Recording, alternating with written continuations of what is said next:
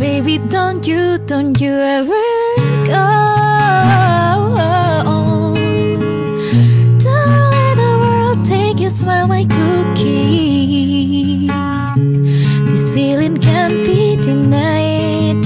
Baby, don't you ever go. Hey, this gravity you bad thing, I can't see anything, 'cause my everything is you.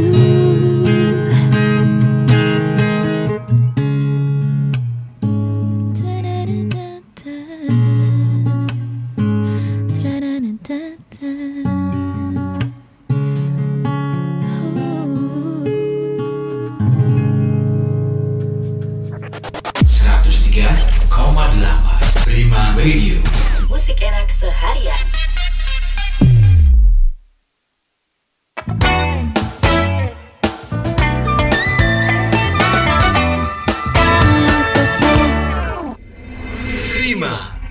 Radio, musik enak seharian.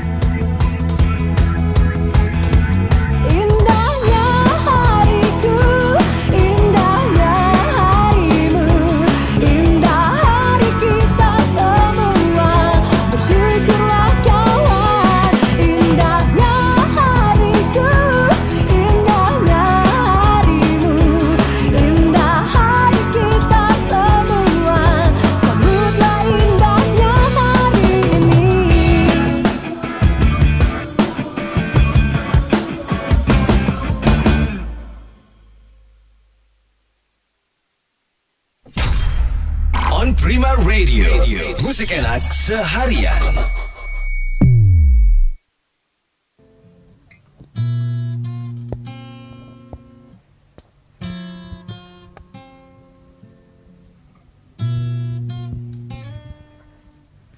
Cinta ini hanya cukup untuk memulai dan takkan pernah cukup untuk akhiri bersamamu. Ketika kita jalan bersama, kebahagiaan pun terasa. Cinta kita ini hadapi semua kesedihan, takkan ku biarkan kau menangis walau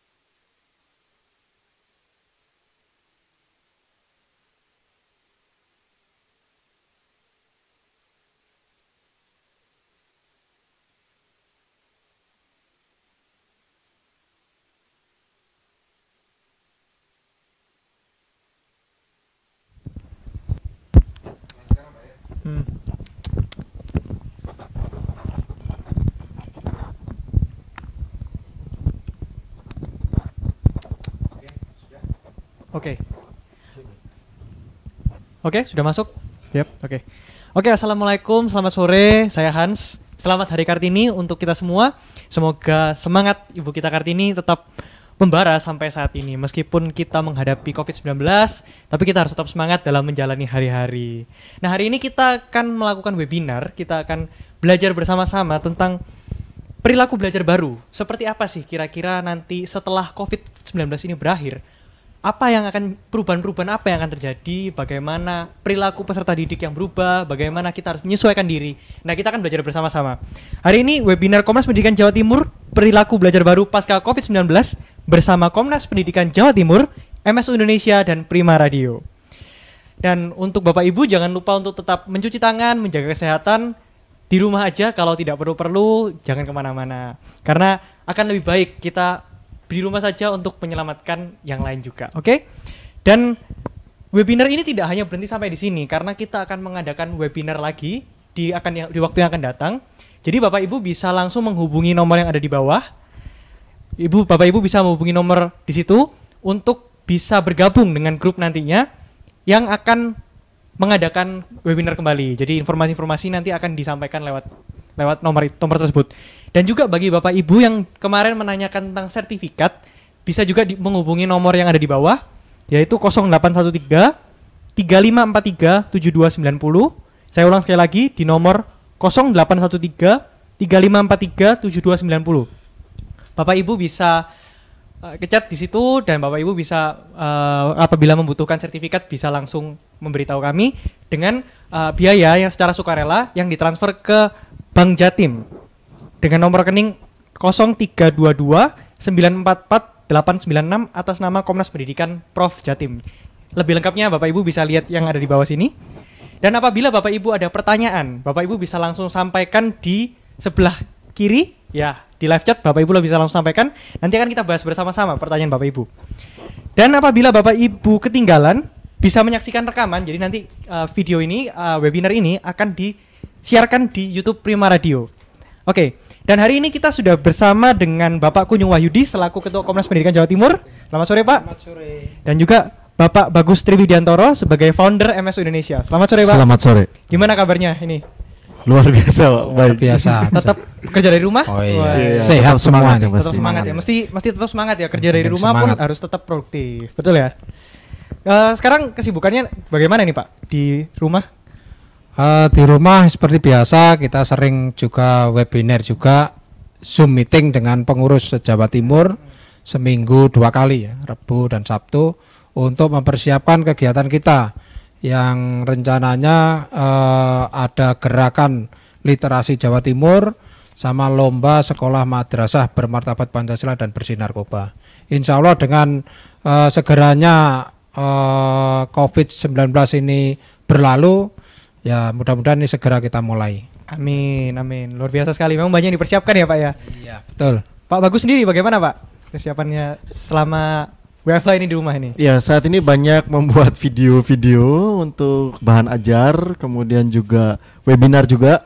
Jadi lebih banyak kita memproduksi lewat digital ya sekarang, karena work from home identik dengan teknologi, sehingga kita perlu membuat konten-konten yang sangat bermanfaat, bukan hanya ketika kita bisa bertatap muka, tapi juga kita bisa akses secara digital. Benar, kita memang harus beradaptasi ya mungkin gitu ya, Pak ya. Jadi kalau kita lihat ya, setelah sebulan ya kurang lebih kita sudah menjalankan online learning ya. Memang banyak sekali kesusahan yang dihadapi oleh entah itu oleh guru, oleh orang tua murid, oleh muridnya sendiri. Bahkan saya baca di Instagram banyak yang orang tuanya ngeluh sampai marah-marah sama guru-gurunya. Saya bingung gitu. Nah, menurut Pak Kunjung ya, gimana sih proses belajar yang sudah dijalani tentang online learning ini selama 1 bulan?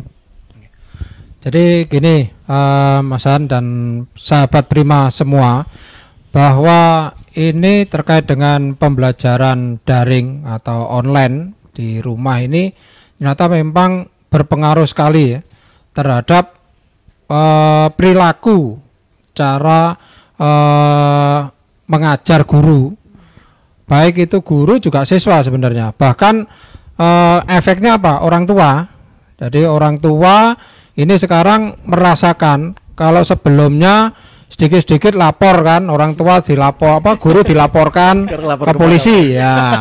Sekarang orang tua merasakan bagaimana sih mendidik anak ya, yang selama ini orang tua menyerahkan sepenuhnya kepada sekolah. Nah, sekarang akhirnya orang tua merasakan bahwa ternyata untuk mendidik anak-anak kita ini dibutuhkan kesabaran, dibutuhkan ketelatenan, dibutuhkan bagaimana kita harus mengetahui cara pandang anak ya, sehingga sebenarnya akan guru-guru ini prestasinya cukup bagus. Kenapa? Karena bisa mengendalikan emosi.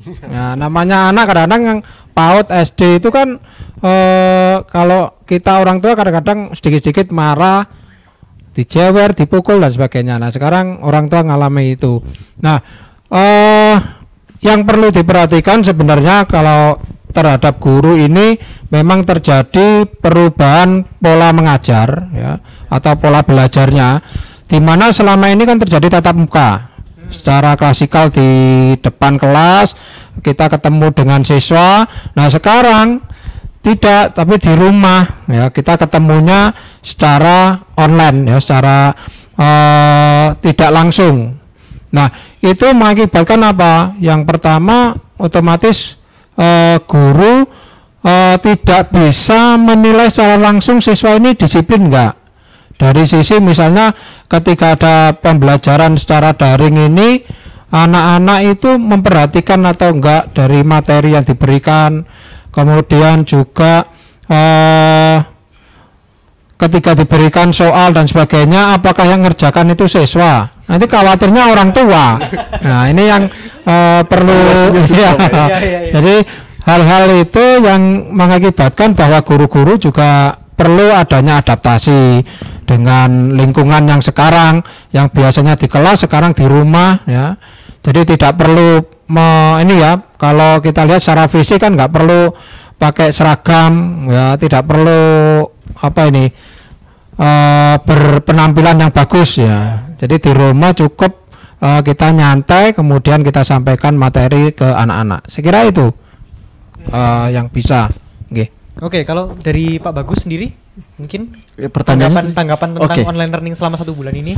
Mungkin anaknya Pak Bagus terus seperti apa? Yang saat ini terjadi adalah guru sebenarnya jadi lebih sibuk untuk membuat bahan-bahan ajar yang sebelumnya kan dilakukan secara langsung, tapi sekarang harus menguasai teknologi ya. Karena anak saya sendiri pun menerimanya kan dikirim ke orang tua memberikan ke anak, dan belajarnya menghadap handphone. Kalau dulu kan kebiasaan, kenapa sih main handphone terus? Sekarang justru anaknya pegang handphone terus gitu. Bisa dilarang. Jadi ngapain? Bikin tugas gitu. Atau ngapain? Ya lagi belajar, ya sekarang pakai handphone. Jadi ada perbedaan kenormalan baru ya. Kalau dulu anak yang pegang handphone atau pegang gadget terlalu lama, kita merasa tidak nyaman gitu. Sekarang justru kita mempersilahkan mereka untuk belajar menggunakan handphone, gadget, teknologi. Atau sekarang juga ada tuh di stasiun televisi juga ada pelajaran lewat televisi. Jadi lebih banyak mereka mendapatkan variasi bahan ajar yang mereka bisa dapatkan secara digital maupun juga ditayangkan di televisi. Itu perbedaannya sih. Ya, mungkin karena online learning ini siswa juga dituntut untuk belajar secara mandiri ya. Dan semuanya memang dituntut untuk bisa beradaptasi. Seperti itu. Tadi menyambung perkataan Pak Bagus tentang kenormalan baru. Nah, setelah kita melihat fenomena selama 1 bulan ini, pastinya nanti akan ada perubahan perilaku dari siswa-siswi setelah pandemik ini berakhir. Nah, kira-kira apa perubahan-perubahan yang akan terjadi gitu, Pak? Oke. Berkaitan dengan ilmu perilaku, kita mengenal ada yang namanya personality, temperamen, dan karakter ya. Jadi pembentuk dari temperamen itu terbentuk dari kode genetika orang tua. Jadi dari keturunan ya, kita mendapatkan perilaku itu bisa dari turunan dari kakek kita atau orang tua kita sampai 7 turunan bahkan. Jadi itu bisa nyambung ke diri kita, itu faktor genetika. Kemudian ada pengalaman masa lalu. Jadi ketika ada pembentuk pengalaman masa lalu, dia pernah mengalami apa gitu di masa lalu, itu bisa membentuk temperamennya dirinya gitu ya, bisa dikatakan membentuk perilakunya. Kemudian yang berikutnya adalah pola model. Jadi siapakah yang sedang dia lihat, atau bisa dikatakan gini, siapa idolanya, itu bisa membentuk temperamen seseorang. Nah, ada satu hal yang sekarang ini terjadi, yaitu adalah faktor X. Di mana Faktor X, ya. di mana yang lebih dulu perilaku itu kan berasal dari mungkin dari orang tua, kemudian dari idolanya siapa, dan juga dari pengalaman masa lalu. Tapi ada satu hal yang bisa membentuk dengan cepat temperamen seorang berubah atau perilaku seorang berubah, faktor X. Yang saat ini kita hadapi adalah sebuah faktor X, di mana orang yang dulunya tidak familiar berperilaku dengan teknologi, dengan gadget, tapi karena faktor X ini kita dipaksa. Jadi benar-benar harus beradaptasi. Jadi dipaksa untuk beradaptasi, harus sering menggunakan teknologi, harus berkomunikasi jarak jauh, tidak boleh bersentuhan. Yang paling sulit kan manusia adalah makhluk sosial yang identik dengan bersentuhan gitu ya. Karena kan kalau dari nanti kita akan bahas lebih lanjut ya tentang bahwa pembelajaran itu kan ada 3 ya, kognisi, afeksi, dan psikomotorik.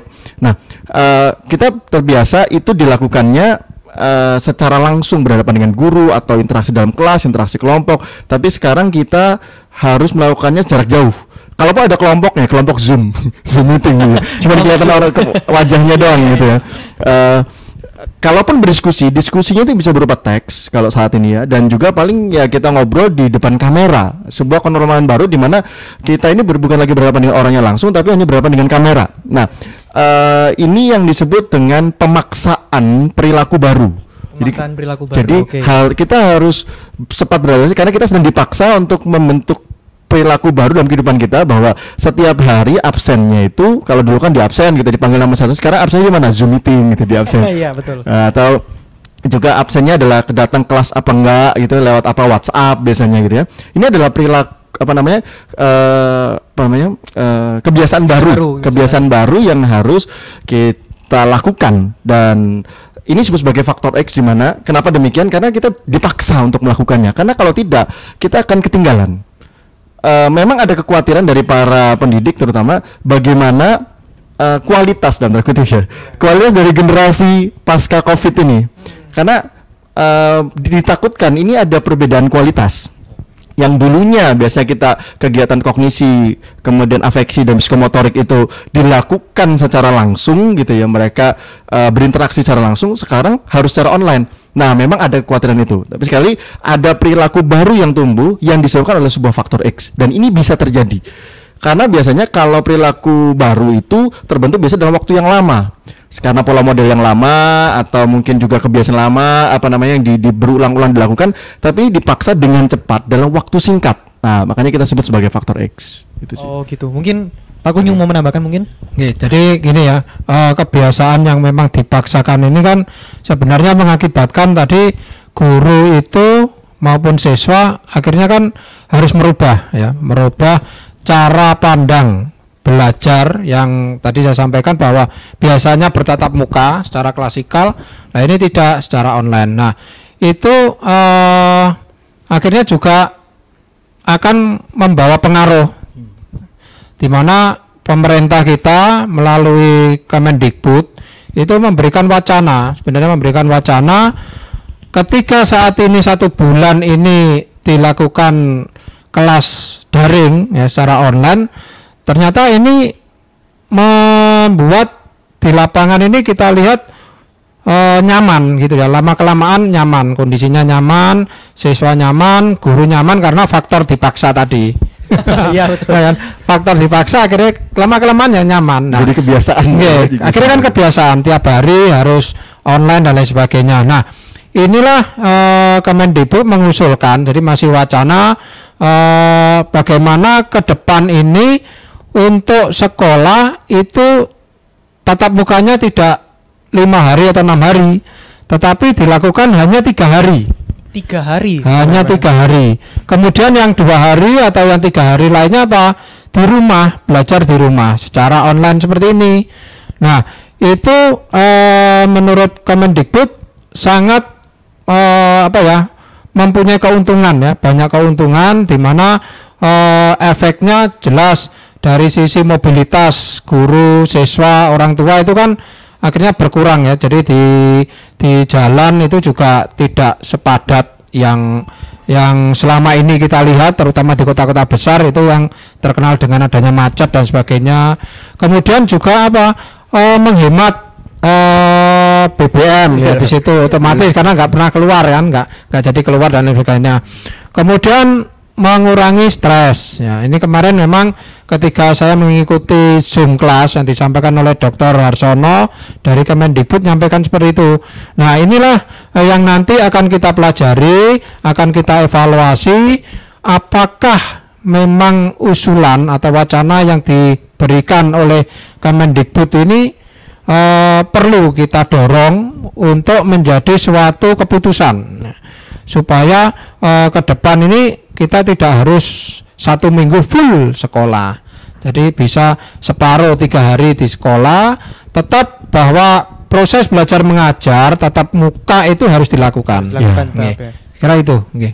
Tapi kan gini Pak, tapi mungkin akan menjadi sesuatu yang baru dan ditakutkan orang tua ini ya mungkin ya, terkait dengan adanya COVID-19 ini, dengan adanya kebiasaan yang baru ini, nanti anak-anak menjadi antisosial. Itu bagaimana ya Pak ya setelah terjadinya pandemi ini berakhir? Ya, justru di sanalah peran kita yang pernah menikmati masa sebelum COVID yang lebih lama gitu ya. Karena kan banyak sekarang terutama generasi alfa gitu ya kan, mereka lahir kemudian ada sebuah budaya baru, kebiasaan baru, kenormalan baru. Bagi mereka kenormalan baru ini adalah kenormalan nyata mereka saat ini gitu. Tapi bagi kita yang mungkin generasi X, generasi Y, generasi separuh generasi Z pernah mengikuti yang sebelum terjadi ini, pernah menikmati rasanya berjabat tangan. Kalau sekarang kan bahkan mungkin kita prediksi bahkan sampai tahun depan dan sebagainya kita masih dihimbau untuk tidak sering berkontak fisik. Padahal jabat tangan itu adalah satu hal yang ya bagi orang timur itu biasanya wajib untuk kita lakukan ketika kita bertemu dengan orang sebagai salam kita gitu ya. Nah, apalagi kalau di sekolah biasanya kita kan cium tangan dan sebagainya. Tapi ini adalah sebuah budaya baru di mana mereka tidak menikmatinya. Nah, kalau ngomong tentang hal itu, kita yang perlu mengajarkan kepada mereka tentang kehidupan sosial meskipun mengurangi kontak fisik. Karena kita bisa dengan tutur ya, pinutur ya, tutur cerita, kemudian kita juga bisa dengan melakukan hal yang lain yang walaupun kita mengurangi. Jadi kita tidak menghilangkan kontak fisik. Karena sekali lagi pendidikan itu kan ada tadi kognitif. Kalau secara daring, secara online, biasanya kita mendapatkan secara kognitif ya, secara keilmuan. Tapi yang pasti juga ada rasa. Kita itu transfer rasa, biasanya kan dengan sentuhan. Nah, kita coba dengan secara kreatif bagaimana transfer rasa meskipun mengurangi sentuhan. Nah, ini yang perlu kita belajar hal yang baru dan kita memberikan itu kepada generasi berikutnya bahwa sebenarnya ada satu hal penting dalam hidup manusia yaitu rasa. Jadi afeksi tadi, bagaimana kita merasakan orang lain, tempo seliro, tentang rasa dan sebagainya kita ajarkan. Kemudian pasti psikomotorik, di mana mereka itu belajar secara langsung diberikan contoh dan mereka juga bisa melakukannya langsung seperti olahraga dan sebagainya yang dulunya memang banyak identik dengan kita fisik gitu ya, bersentuhan fisik dan sebagainya. Sekarang kita tetap ajarkan hal itu. Yang kita pernah alami dulu mungkin sekarang penerapannya berbeda. Jadi apa sih yang perlu? Adaptive skill. Sebagai manusia kita diberikan Tuhan kemampuan untuk bisa beradaptasi dengan cepat. Marilah kita lebih berpikir kreatif bagaimana caranya supaya tetap kita sehat meskipun mengurangi tadi kontak fisik, baik sehat jasmani maupun juga batin, di mana manusia tetap adalah makhluk sosial sehingga tidak akan bisa lepas dari kehidupan sosial. Jadi itu sih. Berarti kalau saya lihat ya, peran orang tua ini sangat besar ya. Sangat besar. Karena anak-anak lebih banyak di rumah, otomatis juga lebih sering ketemu orang tuanya. Betul. Seperti itu. Nah, kalau tadi kita sudah ngomong tentang siswanya, sekarang bagaimana dengan gurunya? Nah, kira-kira keterampilan seperti apa sih, Pak, yang dibutuhkan guru-guru ini dalam menghadapi online learning ini? Soalnya saya dengar-dengar kan banyak ada guru yang sulit untuk beradaptasi dan lain sebagainya. Mungkin seperti apa ya, Pak? Jadi gini, memang kondisi saat ini memang kondisi yang memaksa kita, memaksa guru-guru, baik itu yang termasuk kelahiran zaman kolonial ya. Kalau sekarang kan milenial. Sekarang milenial, kolonial. Kalau saya ini kolonial juga sebenarnya.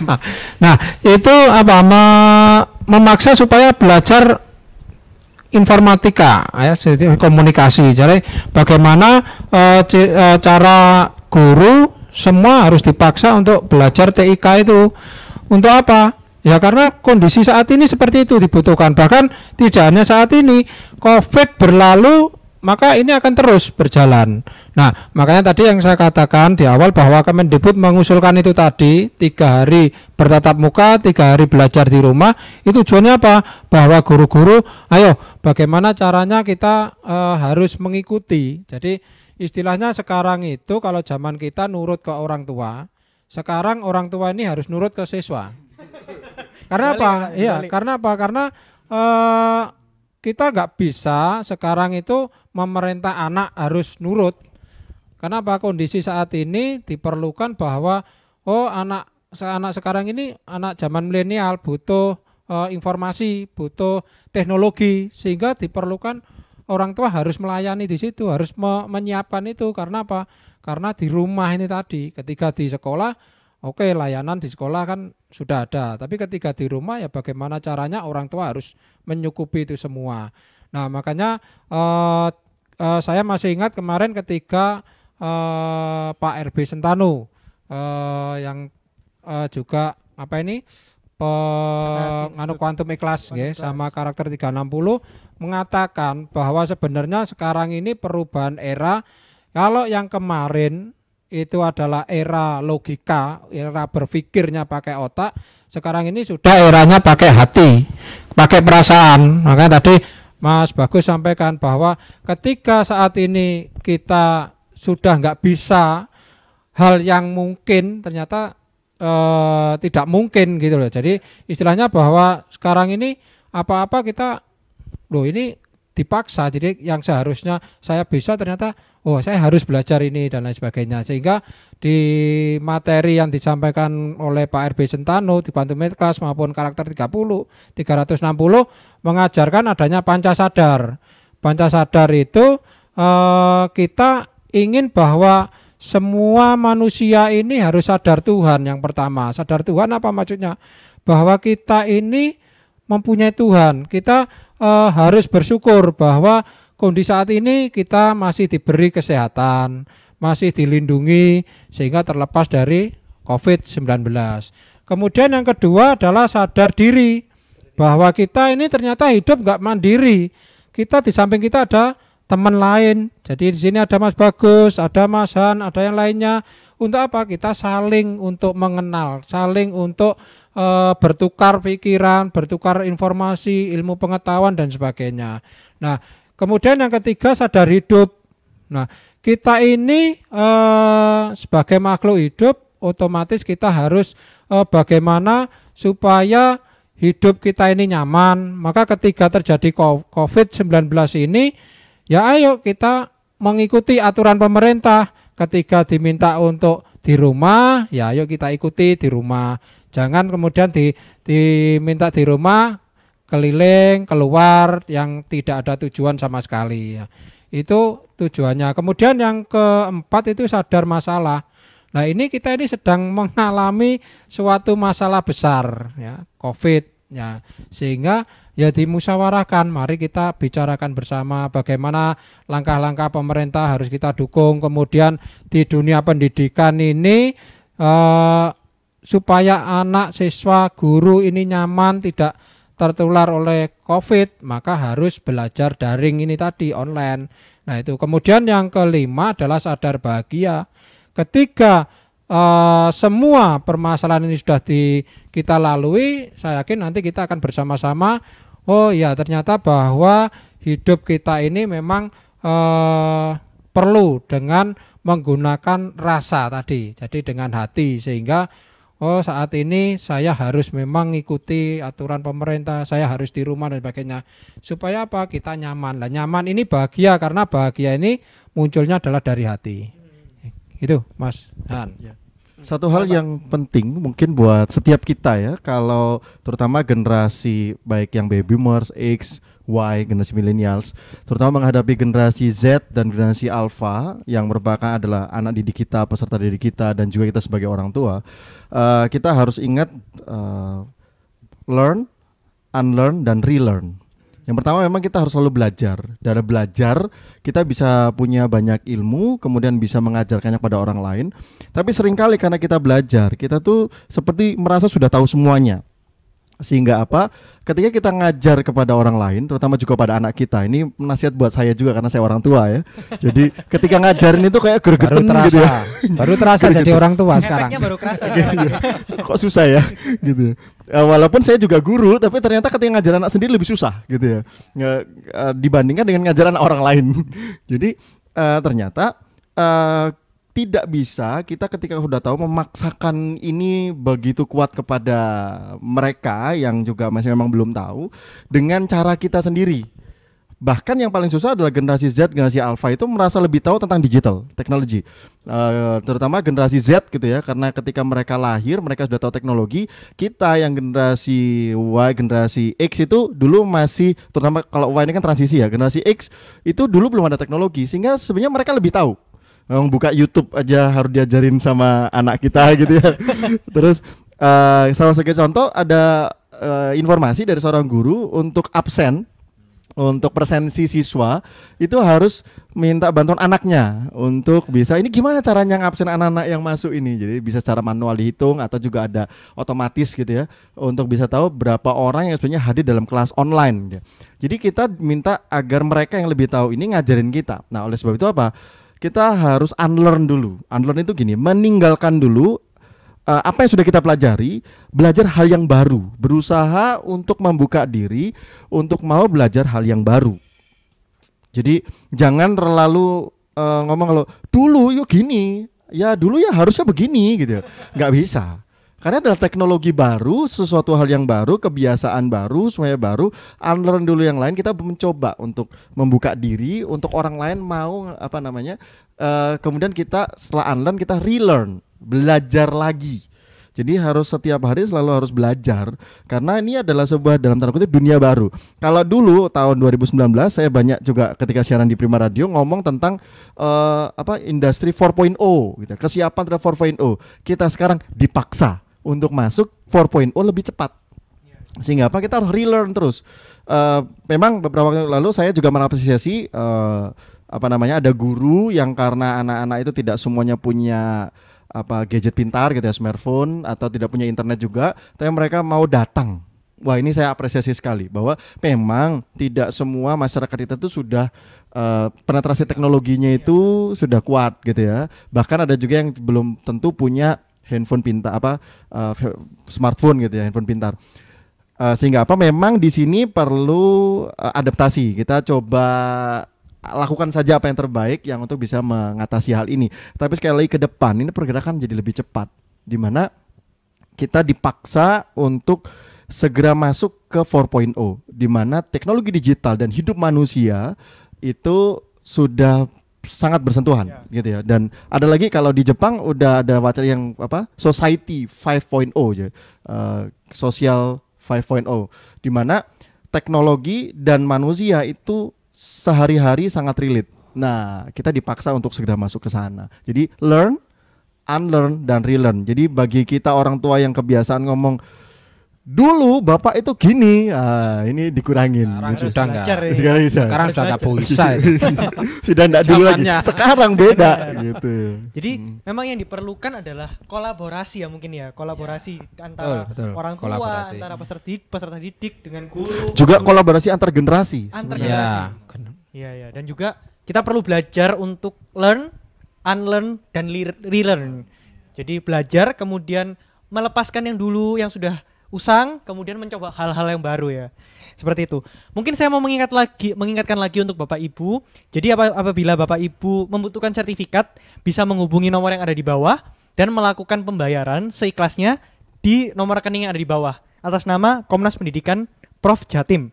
Dan webinar ini bukan hanya satu kali ini saja, karena kita akan mengadakan webinar kembali di masa yang akan datang nanti. Dan untuk informasinya Bapak Ibu bisa langsung ke nomor 0813 3543 7290 seperti yang tertera di bawah ini. Saya masuk ke pertanyaan selanjutnya ya. Jadi ada omongan seperti ini. Karena ini kan orang-orang sudah terbiasa dengan pembelajaran online. Dan semua sudah dituntut untuk secara terintegrasi, semuanya terhubung dengan internet. Apakah hal ini akan berdampak menggantikan pembelajaran tatap muka, Pak? Pembelajaran online ini. Oke, jadi gini Mas Han, bahwa saat ini memang kita harus belajar teknologi termasuk online ya. Tetapi bukan berarti menggantikan proses belajar mengajar yang selama ini sudah dilakukan secara klasikal. Jadi proses belajar mengajar tatap muka itu masih perlu dan wajib. Kenapa? Karena ya, ini proses di mana guru bisa melihat secara langsung fisik ya, baik fisik maupun bagaimana perkembangan anak atau siswa dari sisi teknologi ya. Jadi ketika tadi lewat daring online itu guru hanya mengerjakan memberikan tugas dan lain sebagainya, guru tidak tahu yang ngerjakan ini anak atau orang tua.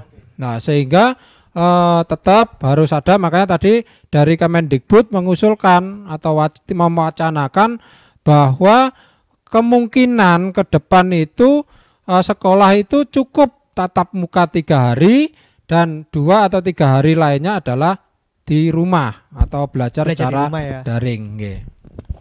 Mungkin mau ditambahkan oleh Pak Bagus? Ya, pembelajaran online sekali lagi tadi saya juga sempat menyinggung tentang bahwa ada proses kognitif gitu ya, proses kognitif di mana kita belajar keilmuan, otak kita ini dimasukkan ilmu pengetahuan sehingga kita itu belajar knowledge ya, belajar ilmu. Kemudian harus ada fase understanding di mana kita harus memahami, mengerti ilmu yang kita dapatkan, baik membaca maupun video, gitu ya. Ada fase understanding. Nah, setiap orang ini fase understanding itu dengan cara berbeda-beda. Terutama yang paling susah adalah manusia itu kan punya 3 gerbang. Pertama, gerbang visual, melihat. Gerbang auditori, mendengar. Dan kinestetik, yaitu dia harus mencoba, melakukan, dan bereksperimen. Nah, sehingga apa?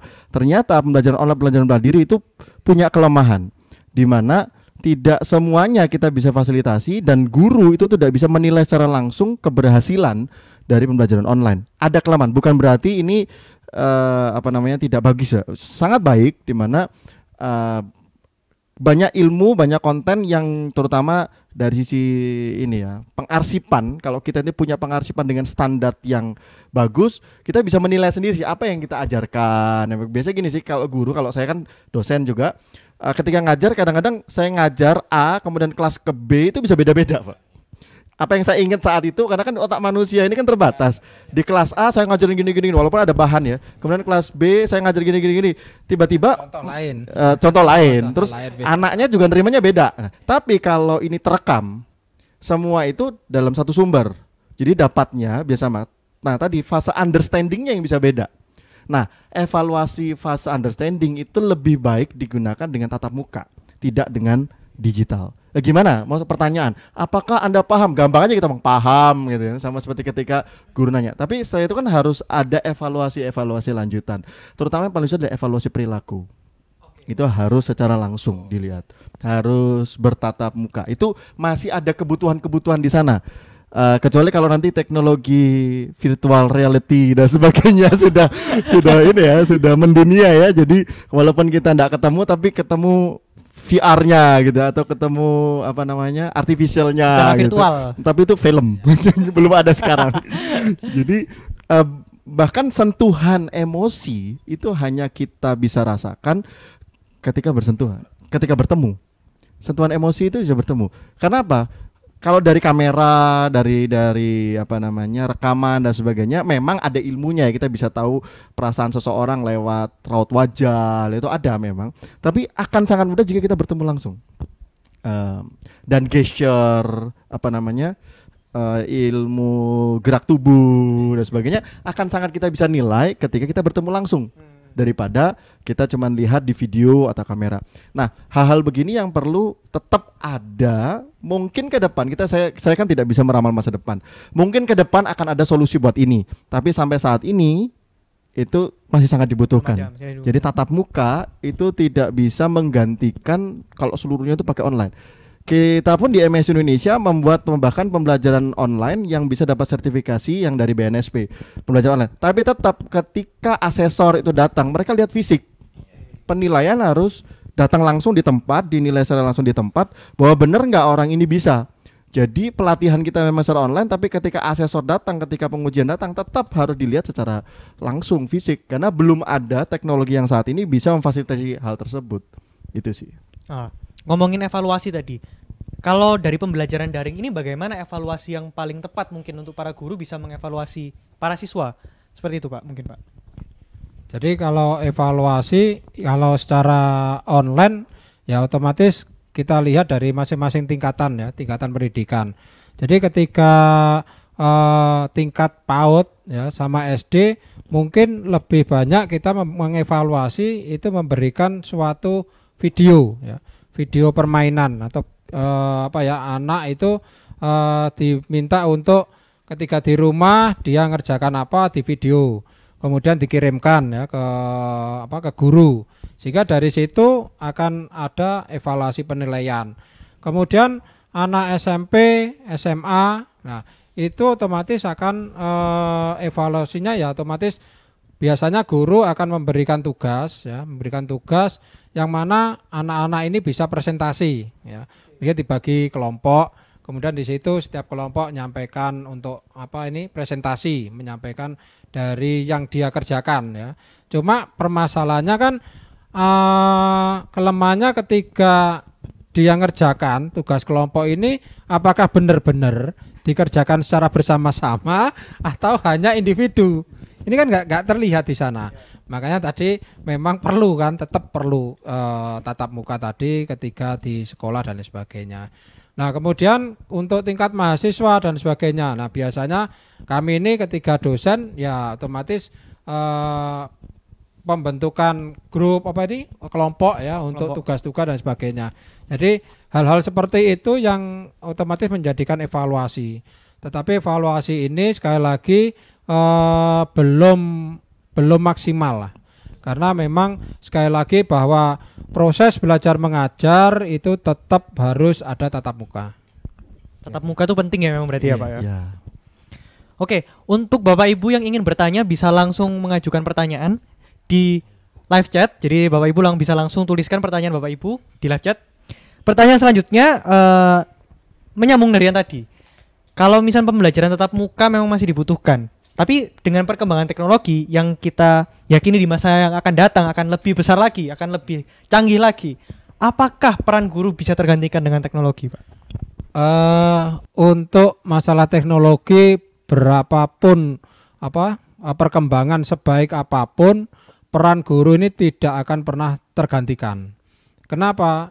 Otomatis guru ini secara naluri, secara hati ya, secara istilahnya fisik ini ketika menyampaikan tatap muka itu kan dia akan lebih merasa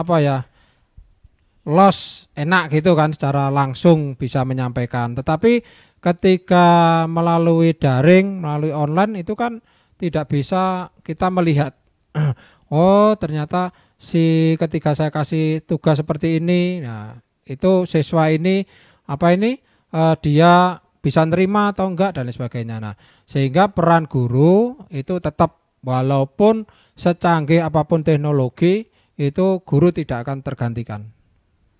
Oke, mungkin Pak Bagus mau menambahkan? Tidak ada. Oke, mungkin kita akan membahas pertanyaan ya. Jadi ada beberapa pertanyaan setelah masuk. Sebentar. Nah, ada pertanyaan ini dari Ibu Mulyo Andayani. Peserta didik dihadapkan dengan kondisi yang tidak sama satu sama lain. Ada yang pandai IT dan juga jaringan internetnya yang lancar. Terus bagaimana dengan peserta didik yang sebaliknya?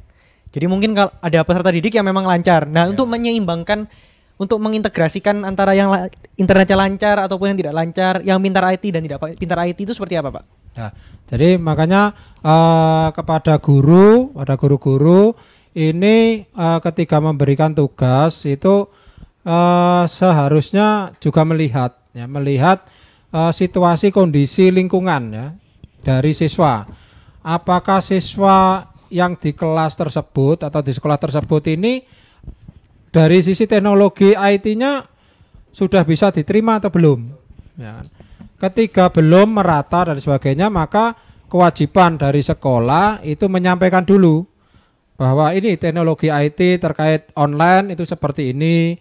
Nah, kemudian ketika itu sudah, barulah diberikan tugas yang mana saya yakin anak-anak atau siswa-siswa itu ketika sudah paham dengan teknologi IT, saya yakin nanti akan bisa berjalan dengan baik. Nah, Ya, menurut saya memang saat ini kita masih dalam masa transisi ya. Jadi namanya aja pemaksaan dalam tanda kutip, dipaksa oleh COVID gitu. Iya. Kita masih harus beradaptasi dan waktu adaptasinya memang perlu waktu untuk kita mempersiapkan infrastruktur dan sebagainya. Tapi ke depan memang tentu saja manusia tidak akan lepas dari teknologi dan ini akan selalu teknologi harus mendukung kegiatan manusia. Bukan manusia yang memaksakan untuk dengan teknologi ya, tapi justru teknologi harus mendukung kegiatan manusia. Sehingga kalau ada kendala begini, saya yakin pemerintah pun juga sudah melihat hal ini dan kita juga bersama-sama untuk bisa mengatasi hal ini.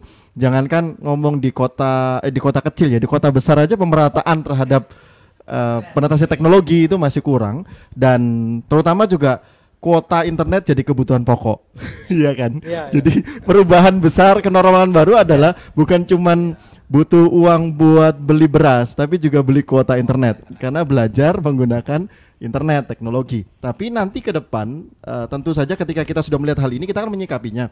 Bisa juga dengan internet gratis atau juga di setiap RT RW itu ada RT RW net atau bisa juga dengan wifi di mana-mana gitu ya, sehingga kita tidak mengandalkan handphone yang harus koneksi dari kuota internet, tapi juga seluruh pemukiman misalnya itu di covering oleh internet dan sebagainya. Dan memang kebutuhan dasarnya akhirnya ke teknologi, apakah harus laptop, apakah harus handphone. Ini kan masih masa transisi. Memang sekarang itu yang dibutuhkan, tetapi belum tentu nanti kalau pembelajaran itu muncul di televisi bisa, atau juga ada nanti kalau ada teknologi digital yang lain juga bisa, atau nanti banyak hal sih, ada bahan ajar yang tidak harus streaming juga atau tidak harus conference juga bisa. Ada banyak hal yang memang sekarang kita tidak bisa tahu, tapi saya yakin ke depan ada solusinya. Oke, jadi memang tidak mudah, tapi kita harus berusaha ya memang ya. Kalau dulu sandang pangan papan, sekarang sandang pangan papan internet sekarang berarti ya. Ada internet. Betul. Ini pertanyaan lagi dari Ibu Vidya Pratiwi. Pak, bagaimana dengan siswa di daerah karena mereka jauh dari dunia internet? Karena keadaan yang kami tahu, guru-guru yang bertugas di daerah mendatangi murid one by one karena hanya alasan tidak memiliki HP. Solusinya bagaimana ya? ya. Terima kasih, ini Bu Vidya ini dari Situbondo ini. Iya, Situbondo lihatnya. Jadi memang kalau sudah daerah-daerah terpencil, pegunungan dan sebagainya, itu memang salah satu kendala memang di sinyal di internetnya dan sebagainya. Kemudian ketika menjalankan tugas dan lain sebagainya door to door, nah itu memang ya ketika ya kondisi ini kan kondisi dipaksa ini ya. Betul. Jadi sekali lagi ya ini harus dilakukan, tetapi harus mengikuti anjuran dari pemerintah. Ketika door to door ya kita ketemunya harus jaga jarak dong. Physical distancing harus dilaksanakan. Jadi tidak terus kemudian door to door anak-anak dikumpulkan satu rumah semua siswanya nggak seperti itu. Sama ya dengan sekolah Pak. Kan sama Gak ada juga bedanya. dengan sekolah, sehingga physical distancing harus dilaksanakan, berjarak minimal 1 meter dan sebagainya, sehingga di situ juga akhirnya orang tua tahu ketika door to door ini, oh anak saya ternyata ketika menerima materi ini dari guru A ternyata kurang paham, oh anak saya ternyata pandainya di ilmu ini dan sebagainya. Nah itu saya yakin kita ambil dari sisi positif lah, bahwa memang internet ini belum semua daerah tercover dengan baik, ya kita memang harus bisa nerima itu, sehingga satu-satunya jalan tadi ketika door to door ya mari kita laksanakan sesuai anjuran. Dan bagi saya disinilah peran orang tua itu sangat penting. Jadi sebenarnya sekarang kan ada kelemahan di guru dan sebagainya yang sebenarnya salah satu solusi yang dipakai oleh guru biasanya memberikan tugas. Tapi juga memang sama seperti yang kita pernah dengar juga di televisi sempat dibahas bahwa kasihan siswanya kebanyakan tugas gitu ya, sampai pusing karena tugas. Jadi ketika harus di rumah, mereka harus mengerjakan tugas yang banyak. Tapi sekali lagi kita harus bekerja sama dengan hal ini, terutama kerjasama dengan para orang tua. Karena tentunya yang pernah sekolah adalah orang tuanya. Yang pastinya kalau yang orang tuanya bersekolah itu adalah pasti tahu dulu waktu anak usia segini itu diajarin apa. Itu kan setidaknya sudah masih ingat ya. Ya belajar apa, belajar membaca, belajar berhitung, atau mungkin juga kalau SMP bagaimana, SMA bagaimana. Setidaknya apa yang kita pernah alami terlebih dahulu, kita coba menjadi sementara saat ini sampai penetrasi ini kita nikmati gitu ya, secara luas. Peran orang tua itu sangat dibutuhkan. Memang sih agak kesulitannya adalah ketika orang tua juga bekerja. Nah disinilah memang ya kita bergandeng tangan bersama-sama untuk dalam tanda kutip menyelamatkan pendidikan Indonesia yang sebelumnya memang masih didesain bukan secara online, tapi saat ini memang dipaksa untuk bisa secara online. Itu dari saya. Penting ya memang berarti peran orang tua itu ya. Jadi memang harus ada kerjasama antara orang tua, antara guru dan siswa itu sendiri, betul, sekolah itu sendiri. Ini ada pertanyaan lagi dari Bapak Asmi Hidayat. Suatu kebiasaan baru akan terbentuk paling lambatnya 1 bulan. Lalu bagaimana cara guru harus bisa beradaptasi dengan kebiasaan baru para murid pasca pandemi ini terjadi? Ya, memang kita harus punya kelapangan hati gitu ya. Lapang dada untuk kita memberikan kesempatan untuk kita semua beradaptasi, semua belajar dengan kebiasaan yang baru ini. Jadi gini, kalaupun ada rekan-rekan kita sesama pendidik atau juga orang tua yang belum belum bisa dengan cepat dalam gini, kita saling bergandengan membantu mereka gitu ya. Bagaimana caranya kita bisa dengan cepat menyikapi ini semua? Ya saling membantu. Jadi yang saling bantu bukan cuma kita dengan donasi memberikan mungkin sembako dan sebagainya, tapi donasi juga bantuan berupa tenaga dan juga mungkin sembakonya ditambahin sembako plus pulsa gitu ya. Nah, kalau bagi yang ini ya, yang perlu akses internet dan sebagainya, bagaimana caranya kita membiasakan hal ini sehingga pendidikan kita akan jadi lebih baik meskipun kondisinya yang seperti saat ini terjadi. Dan kalau tentang kebiasaan baru murid pasca pandemi, saya pernah juga menyampaikan hal ini tentang bagaimana Parents Guide to Gen Z ya. Tuntunan orang tua untuk generasi Z. Sebenarnya ini sudah pernah kita alami sebelum Covid, di mana kita harus menyikapi generasi Z terutama di perkotaan yang sudah relate sama teknologi, padahal dalam tanda kutip guru-gurunya belum semua atau orang tuanya belum semua. Itu Gen Z. Tapi sekarang kita dipaksa untuk semuanya jadi Gen Z gitu ya, istilahnya gitu ya. Jadi kita harus relate sama teknologi, bukan cuma Gen Z dan Gen Alpha aja, tapi seluruh generasi saat ini dipaksa untuk menjadi seperti mereka, yaitu generasi yang relate dengan teknologi. Dan ini memang butuh waktu, tapi bagaimana kita menyikapinya? Berpikirlah seperti mereka. Jadi bagaimana mereka bereaksi atau berinteraksi dengan teknologi, seperti itulah kita sebagai seorang pendidik. Itu sih. Jadi perlu adanya pemikiran objektif ya. Jadi tidak melihat dari diri sendiri, tapi melihat dari sudut pandang orang lain. Mungkin seperti itu ya Pak ya. Kemudian pertanyaan lagi masih dari Ibu Mulya Andayani lagi. Kayaknya banyak pertanyaan Ibu Mulya ini. Orang tua punya peran penting untuk memantau putra-putrinya. Bagi orang tua yang paham dengan dunia online, lalu bagaimana dengan orang tua yang latar belakang pendidikan dan ekonomi yang belum atau tidak mampu mencapai ke sana? Wah, menarik ini. Ini kesenjangan yang terjadi di negara kita juga ini mungkin Pak. Jadi gini, terima kasih Mbak Mulyo ini dari Nganjuk ini. Jadi terkait dengan kondisi ya orang tua yang istilahnya gimana ini keterbelakangan ya keterbelakangan IT ya dibandingkan dengan yang bisa dan sebagainya ya. Sekali lagi hal seperti ini memang tadi sudah disampaikan oleh Mas Bagus secara panjang lebar bahwa kita memang harus yang tahu mau menyampaikan kepada yang belum tahu. Jadi ketika ada orang lain yang perlu belajar terkait IT, terkait online, maka seyogyanya dengan kondisi seperti inilah waktu yang tepat untuk kita saling membantu.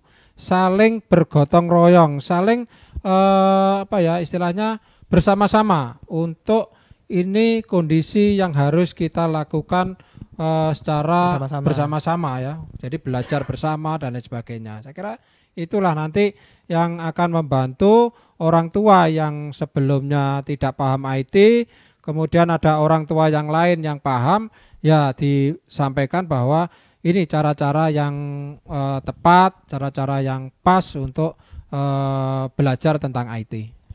Ya, ada hal yang penting juga yang perlu kita ingat sebagai manusia, terutama perilaku manusia, bahwa pendidikan, terutama pendidikan formal itu hanya salah satu dari pembentuk karakter. Jadi pendidikan formal hanya salah satu bentuk karakter yang paling penting, terutama juga peran orang tua di sana adalah tentang pola asuh. Jadi kalau misalnya kita berhadapan dengan orang tua yang mungkin punya kekurangan di pengetahuan tentang IT, di mana sekarang semua sudah serba online, serba IT, ada hal yang tetap mereka bisa ajarkan, meskipun untuk IT diajarkan oleh orang lain. Ya, yang pasti adalah bagaimana cara mereka bisa mengasuh anak, bagaimana mereka bisa mengatur rumah tangga, bagaimana mereka bisa mungkin mengatur keuangan keluarga dan sebagainya. Ini sebenarnya kan pendidikan juga, tapi pendidikan informal di rumah yang sebenarnya disinilah justru kita sebagai manusia membentuk karakter anak-anak kita. Jadi masing-masing orang tua pasti punya peran, tidak hanya untuk membantu pendidikan formal. Mungkin peran yang kita bisa dorong kepada para orang tua bukan hanya tentang bagaimana mereka belajar berhitung, membaca dan mengetahui sejarah mungkin dan sebagainya, tapi kehidupan sehari-hari. Dan yang berikutnya pembentuk karakter adalah motivasi hidup. Anak-anak kita akan melihat bagaimana orang tuanya juga bertahan dalam mungkin keterbatasan mereka, dalam mungkin sekarang teknologi sudah canggih di mana mungkin orang tuanya tidak terlalu melek teknologi gitu ya, tapi mereka tetap bisa bertahan dalam kehidupan ini. Itu memotivasi hidup mereka. Kita meminta agar para orang tua juga mengajarkan hal ini kepada mereka, walaupun mereka saat ini memiliki keterbatasan, tapi ketika semangat hidup ini, semangat mereka tetap mau berjuang dalam hidup ini, itu yang akan mereka ajarkan kepada anak mereka. Mereka juga mendapatkan pendidikan, bukan hanya soal pendidikan formal. Dan yang pasti juga tentang keyakinan, tentang tadi kesadaran kepada Tuhan tadi, itu juga semuanya dari mana? Dari orang tua, bukan hanya dari pendidikan formal, bukan hanya dari online. Kan kita sebenarnya belajar agama online, belajar Pancasila online, semuanya online. Tapi yang paling susah sebenarnya adalah pelajaran kehidupan dari orang tua. Bagaimana orang tua juga punya akhlak yang baik, punya kepercayaan pada Tuhan yang baik, itu juga pengajaran sebenarnya, itu juga pendidikan.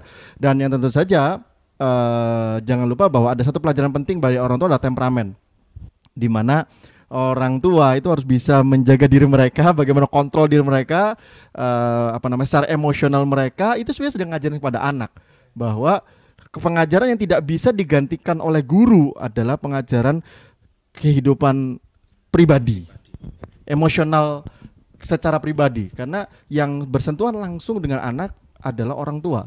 Jadi bagaimana konten untuk temperamen amarah, mungkin menghadapi rasa atau bertenggang rasa, bergotong royong dan sebagainya, sebenarnya dari mana sih? Dari orang tua, guru, dan fasilitas online dan sebagainya. Itu lebih banyak ke kognitif ya, ke keilmuan. Tapi sekali lagi yang paling berperan besar untuk afeksi adalah orang tua. Benar, berarti anak itu learning by example ya berarti dari orang tuanya. Ya, selain pola asuh juga pola model. Benar. Jadi ada bagaimana cara mengasuh, nanti ya pastilah nanti anak kita itu cara ngasuh anaknya sebenarnya nggak jauh-jauh mirip dengan cara kita ngasuh mereka. Itu kan pola asuh yang seperti terkopi gitu ya, secara tanpa sadar gitu ya. Dan yang pasti juga tadi pola model, bagaimana mereka melihat model orang tuanya, jadi seperti itulah mereka nanti. Itu sih. Mungkin ini pertanyaan terakhir ya dari Bapak Leksi Pranata. Apakah sudah ada gambaran bagaimana kondisi pendidikan baik dasar, menengah, lanjutan, dan tinggi pasca pandemi terkait karakter peserta didik sehingga para pendidik dapat mempersiapkan diri? Jadi mungkin lebih ke seluruhan ya, jadi dari sekolah dasar hingga tingkat tinggi, perguruan tinggi. Jadi kalau melihat situasi saat ini, kami merasakan bahwa memang setelah COVID ini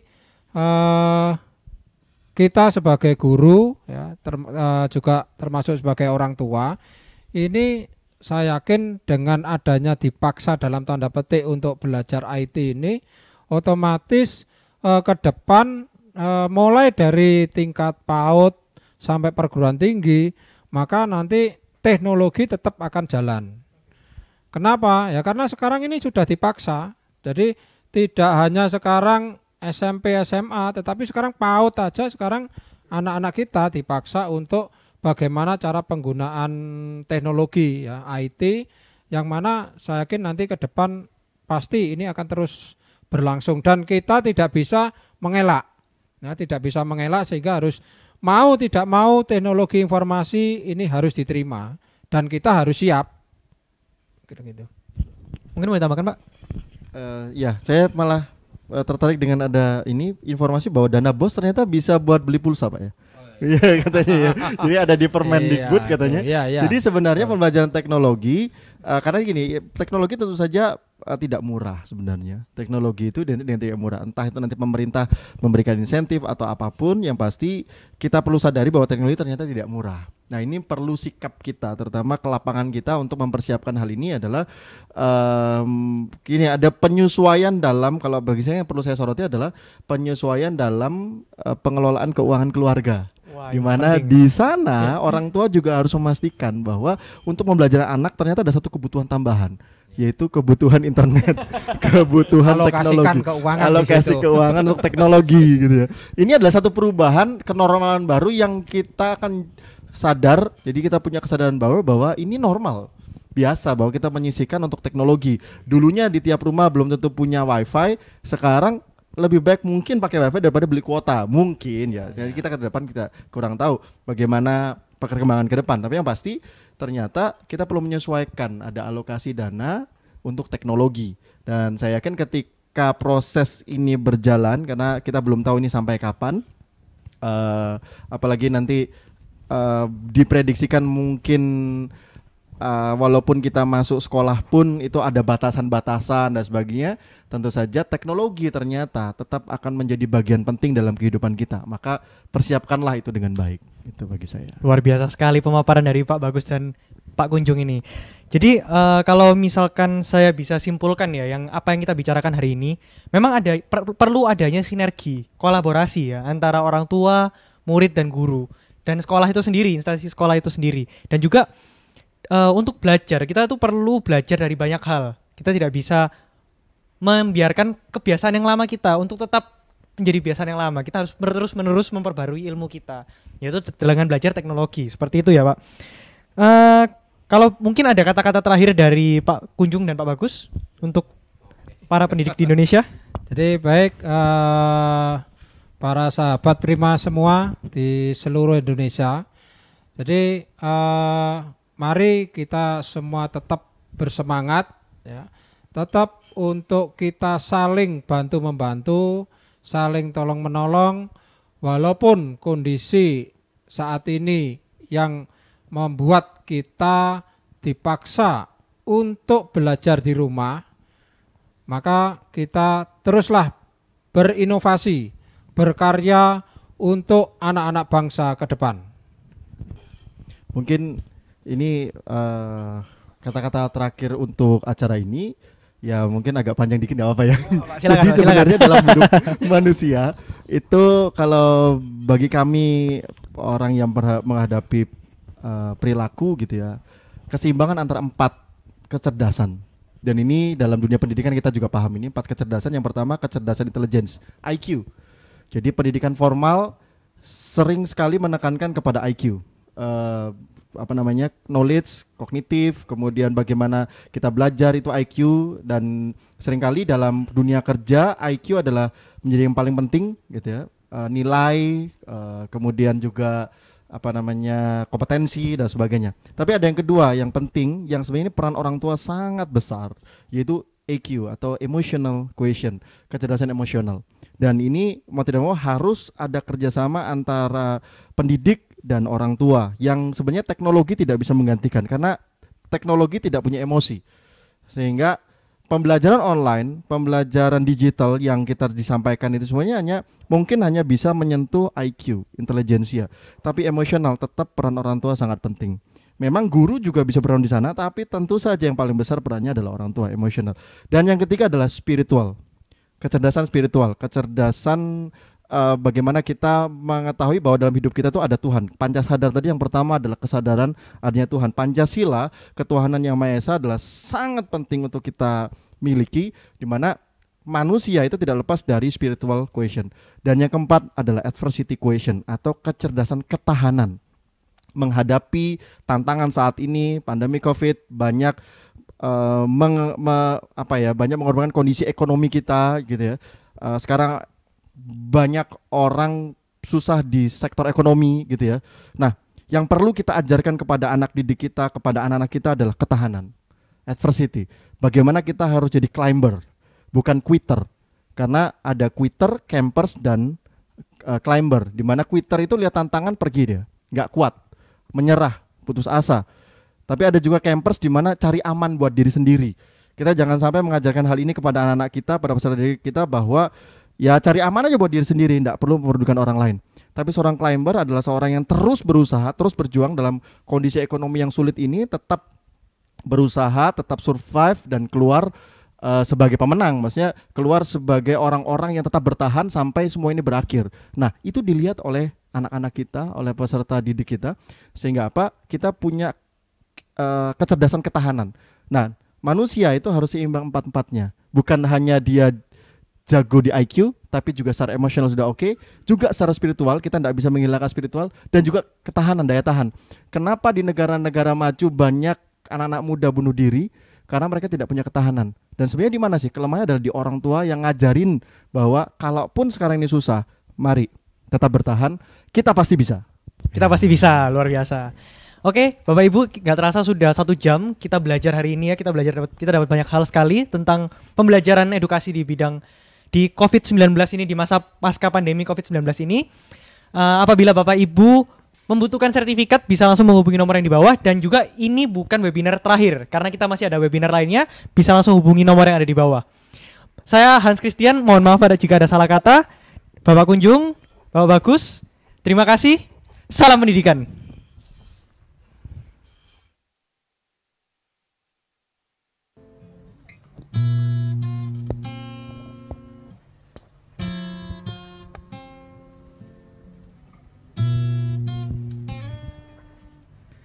Cinta ini hanya cukup untuk memulai, dan takkan pernah cukup untuk akhiri bersamamu.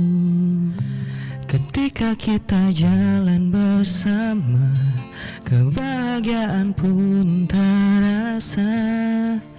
Cinta kita ini hadapi semua kesedihan, takkan ku biarkan kau menangis, walau hanya setetes air mata. 103,8 Prima Radio. Musik enak seharian. On Prima Radio, musik enak seharian. On Prima Radio, musik enak seharian.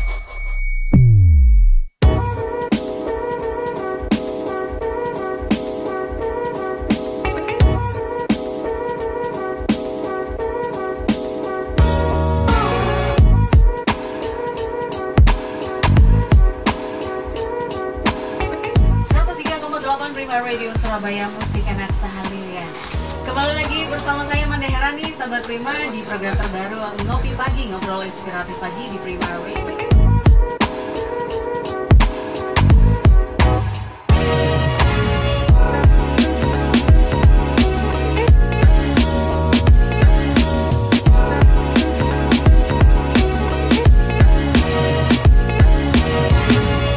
On Prima Radio, musik enak seharian.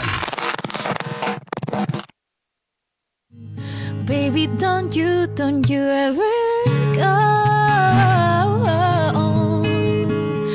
Don't let the world take your smile, my cookie. This feeling can't be denied. Baby, don't you ever go. Hey, this gravity you breathing, I can't see anything, 'cause my everything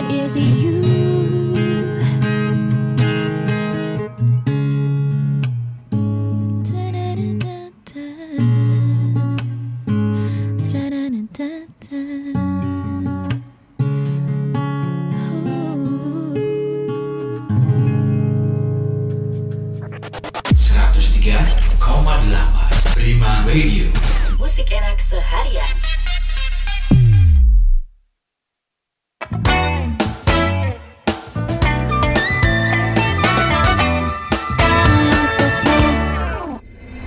Prima Radio. Musik enak seharian.